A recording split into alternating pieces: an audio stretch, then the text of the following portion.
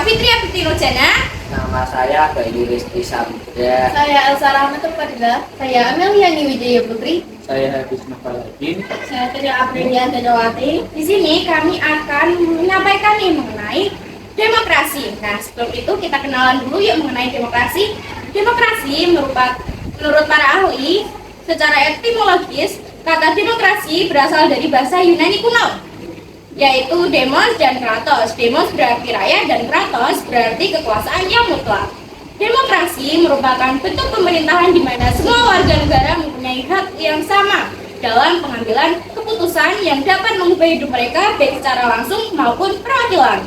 Nah, tujuannya diadakan demokrasi ada beberapa. Yang pertama yaitu kebebasan berpendapat, yang kedua menciptakan keamanan dan ketertiban, yang ketiga membagi kekuasaan pemerintah, yang keempat mendorong masyarakat aktif dalam pemerintahan, dan yang terakhir adalah mencegah perselisihan. Nah, demokrasi ini memiliki beberapa ciri-ciri yang akan disampaikan oleh teman saya. Silahkan. Nah, di sini saya akan menyampaikan beberapa ciri-ciri mengenai sistem demokrasi. Ciri-ciri yang pertama yaitu adalah memiliki perwakilan rakyat. Ciri-ciri yang kedua yaitu adalah keputusan berlandaskan aspirasi dan kepentingan warga negara. Yang ketiga yaitu menerapkan ciri konstitusional. Yang keempat yaitu adalah menyelenggarakan pemilihan umum. Yang terakhir yaitu adalah terdapat sistem kepastian. Nah, di sini demokrasi juga memiliki dua bentuk, yaitu akan disampaikan oleh teman saya. Nah, secara umum bentuk demokrasi ada dua, yaitu demokrasi langsung dan demokrasi tidak langsung. Demokrasi langsung merupakan suatu bentuk demokrasi di mana setiap masyarakat memberikan suara atau pendapat dalam menentukan suatu keputusan politik. Dalam sistem ini, setiap masyarakat mewakili dirinya sendiri dalam memilih suatu kebijakan sehingga mereka memiliki pengaruh langsung terhadap keadaan politik jabatan yang terjadi. Yang kedua yaitu demokrasi tidak langsung. Demokrasi tidak langsung dilaksanakan dengan sistem perwakilan.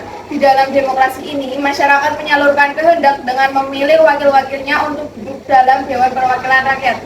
Selanjutnya, prinsip-prinsip demokrasi akan disampaikan oleh teman saya.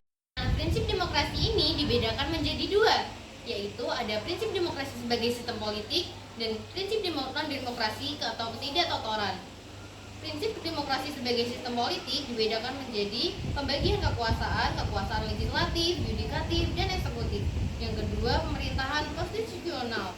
Yang ketiga, partai politik lebih dari satu dan mampu melaksanakan fungsinya. Yang keempat, pos yang bebas. Dan yang kelima, perlindungan terhadap hak asasi manusia. Prinsip yang kedua yaitu ada prinsip non-demokrasi atau ketidaktataran. Yang pertama, pemusatan kekuasaan. Yang kedua, pemerintah tidak berdasarkan musyawarah tetapi melalui dekret. Yang ketiga, pemilihan umum yang tidak demokratis. Yang keempat, manajemen dan kepemimpinan yang tertutup dan tidak bertanggung jawab. Yang kelima, tidak ada atau dibatasinya kebebasan berpendapat, berbicara, dan kebebasan pers. Yang selanjutnya ada contoh-contoh demokrasi yang akan dibacakan oleh teman saya. Contoh-contoh demokrasi: 1. Di lingkungan keluarga. Contohnya berlaku adil kepada semua anggota keluarga. 2. Bebas mengeluarkan pendapat. 3. Mengatasi masalah keluarga dengan musyawarah. 4. Mendahulukan kepentingan bersama. Yang kedua yaitu contohnya di lingkungan sekolah seperti pemilihan ketua kelas dengan cara voting atau musyawarah. 2. Saling menghargai pendapat orang lain. 3. Menerapkan jadwal piket bergilir. 4. Tidak ada diskriminasi. Yang ketiga, contoh demokrasi di lingkungan masyarakat. 1. Melakukan hak dan kewajiban di tengah masyarakat. 2. Ikut berpartisipasi dalam menjaga keamanan dan ketertiban. 3. Gotong royong dengan semua warga. 4. Musyawarah rutin. Yang keempat, contoh demokrasi yaitu di lingkungan bangsa dan negara seperti pemilu presiden dan wakil presiden, dan pemimpin bisa menjalankan tugas sesuai amanat. Selanjutnya, bentuk demokrasi dapat diterapkan dalam pemilihan ketua ASES yang akan disampaikan oleh teman saya. Ada beberapa contoh suara demokrasi bisa